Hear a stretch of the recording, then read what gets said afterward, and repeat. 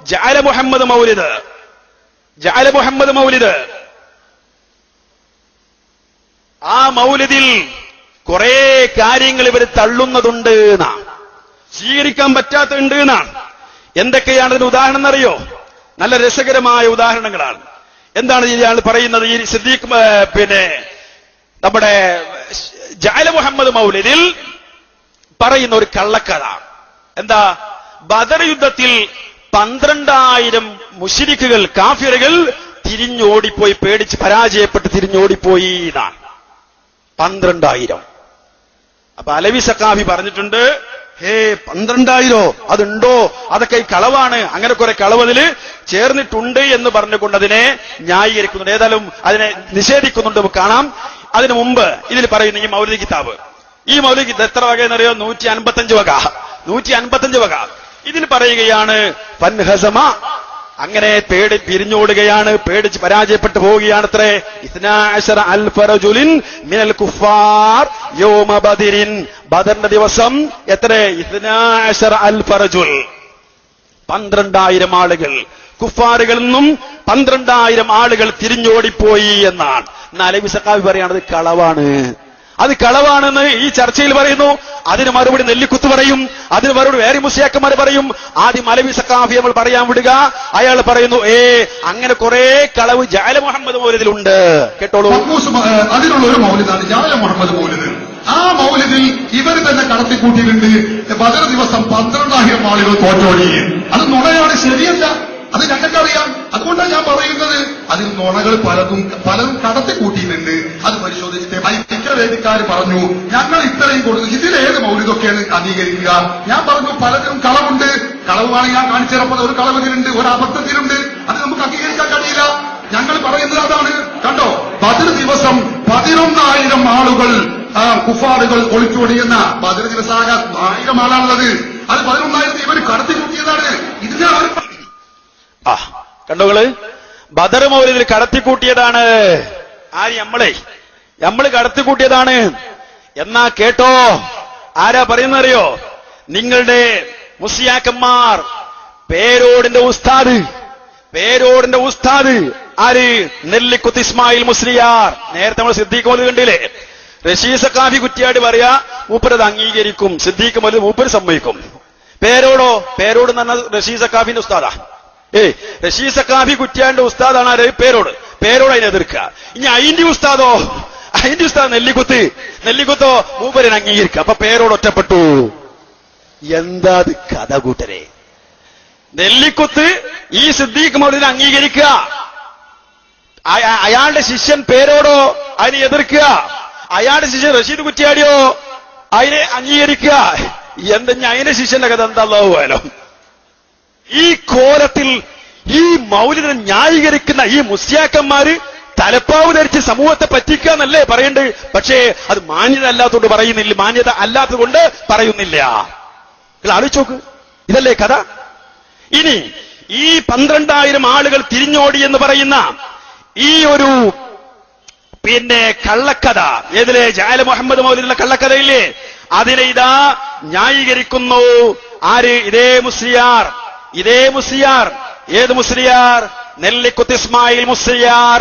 അഥവാ ഇവിടെ വന്ന റഷീദ് സഖാഫി കുറ്റ്യാടിയുടെ ഉസ്താദിന്റെ ഉസ്താദായ നെല്ലിക്കുത്ത് ഇസ്മായിൽ മുസ്ലിയാരിതാ അലവി സഖാഫി വായിച്ച അത് കള്ളമാണ് എന്ന് പറഞ്ഞ ആ കള്ള സംഭവത്തെ ന്യായീകരിച്ചുകൊണ്ട് പറയുന്നു.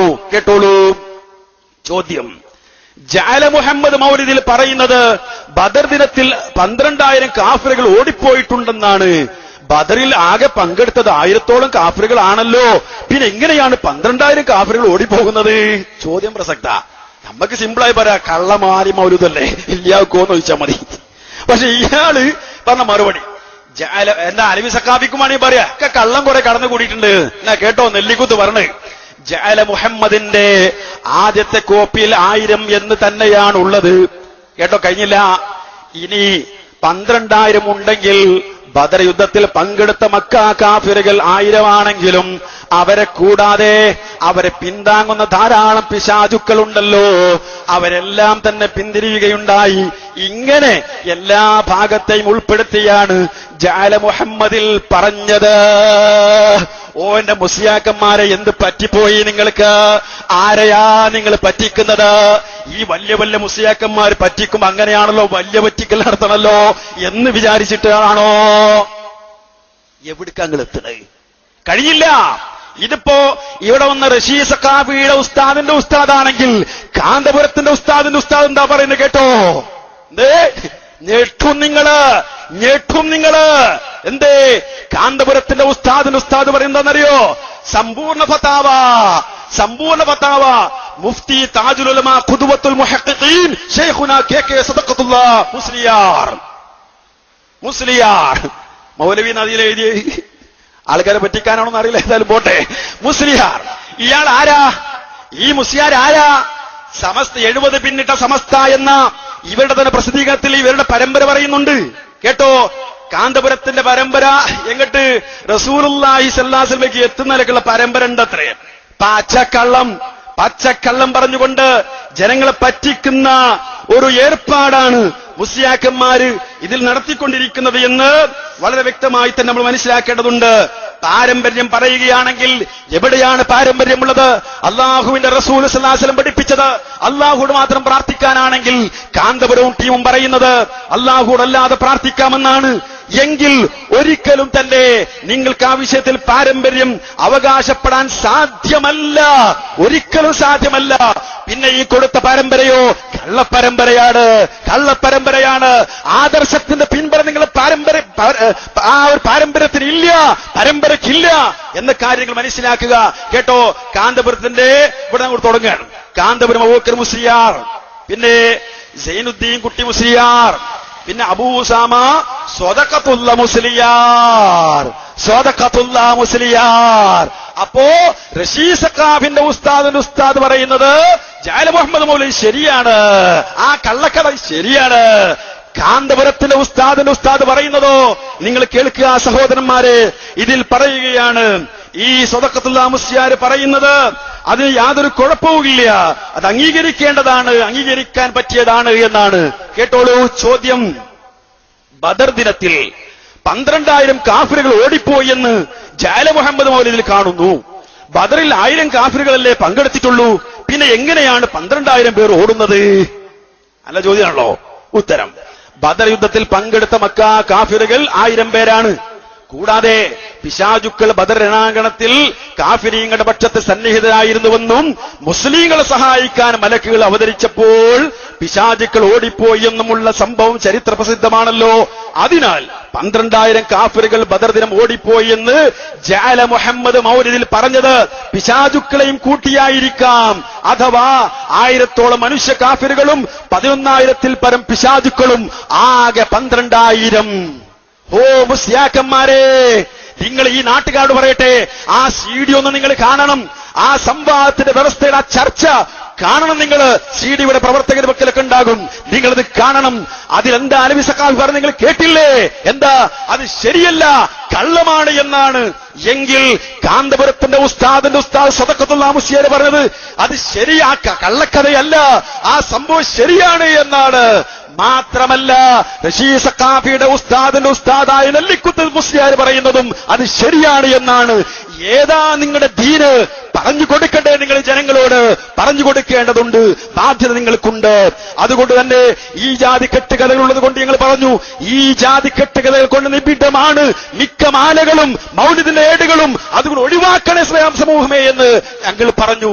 ഈ നടന്ന ചർച്ചയിലും പറഞ്ഞു. ബഹുമാനായ അബ്ദുള്ള സുലമി പറയുന്ന ഭാഗം നിങ്ങൾ ശ്രദ്ധിച്ചു. ഞാൻ ചോദിക്കട്ടെ, ഞങ്ങൾ പറഞ്ഞത് തന്നെയാണ്, ലക്ഷക്കണക്കിന് മൗലൂദുകൾ കെട്ടിപ്പളച്ചുണ്ടാക്കിയ കള്ള യഹൂദികളും ജൂതന്മാരും ഒരു പടി മൗലൂദുകൾ കെട്ടിപ്പളച്ച് മുസ്ലിം സമുദായത്തിന്റെ വിശ്വാസങ്ങളെയും ആചാരങ്ങളെയും നശിപ്പിക്കാൻ വേണ്ടി ഇറങ്ങിയ കള്ള കഥകളാണ് മൗലൂദുകൾ എന്ന് പറയുന്നത്.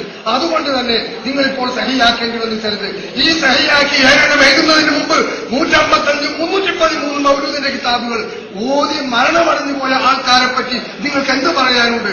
അതുകൊണ്ട് അതുപോലുള്ള മൗലൂദിന്റെ ഗ്രന്ഥങ്ങൾ ഇനിയും പാരായണം ചെയ്യുന്ന ഒരുപാട് സാധാരണക്കാർ ഈ നാടുകളിലുണ്ട്. അവരെ അബദ്ധത്തിൽ നിന്ന്, ശിർക്കിൽ നിന്ന്, വിജയത്തിൽ നിന്ന് അവർ രക്ഷിച്ചെടുക്കാൻ വേണ്ടിയാണ് മുജാഹിദുകളുടെ ശ്രമം.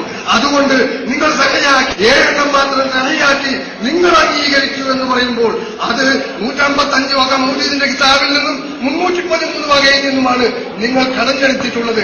അത് മുഴുവൻ പാരായണം ചെയ്ത് മരിച്ചുപോയിട്ടുള്ള പഴയ സുന്നികളെ സംബന്ധിച്ച് നിങ്ങൾക്ക് എന്ത് പറയാനുണ്ട്? അവർ കള്ളക്കഥകൾ വായിച്ചവരാണോ? കള്ളക്കഥകൾ പഠിപ്പിച്ചവരാണോ? കള്ളക്കഥകൾ ഓടിപ്പാടി നടന്നവരാണോ എന്ന് നിങ്ങൾ മനസ്സിലാക്കേണ്ടതുണ്ട്. അതുകൊണ്ട് ഞങ്ങൾക്ക് പറയാനുള്ളത്, അതെ, ഞാൻ സംസാരം ചുരുക്കുന്നു. നിങ്ങൾ സമയം നിശ്ചയിച്ചു കൊടുത്താൽ വളരെ നല്ലത്. അല്ലെങ്കിൽ വെറുതെ ഇങ്ങനെ പ്രകോപനപരമായി സംസാരിച്ചിട്ട് കാര്യമില്ല. ഞങ്ങൾക്ക് പറയാനുള്ളത് മൗലൂദുകൾ മുഴുവനും അബദ്ധമാണ്, മുഴുവനും ബിദ്അത്താണ്. അത് മുഴുവൻ ബിദ്അത്താണ് എന്നാണ് ഞങ്ങൾക്ക് പറയാനുള്ളത്. ചിലതിൽ ശിർക്കായ വശങ്ങളും ഉണ്ട്. ഞങ്ങൾ നേരത്തെ പറഞ്ഞ വിഷയം വീണ്ടും ആവർത്തിക്കുന്നു. അപ്പോ വളരെ വ്യക്തമായി പറഞ്ഞു, ഈ ജാതി കള്ളക്കഥകൾ ധാരാളമുണ്ടതിൽ, അതുകൊണ്ട് ഒഴിവാക്കണമെന്നാണ് ഈ സമൂഹത്തോട് ഞങ്ങൾ പറഞ്ഞത്. ഇനി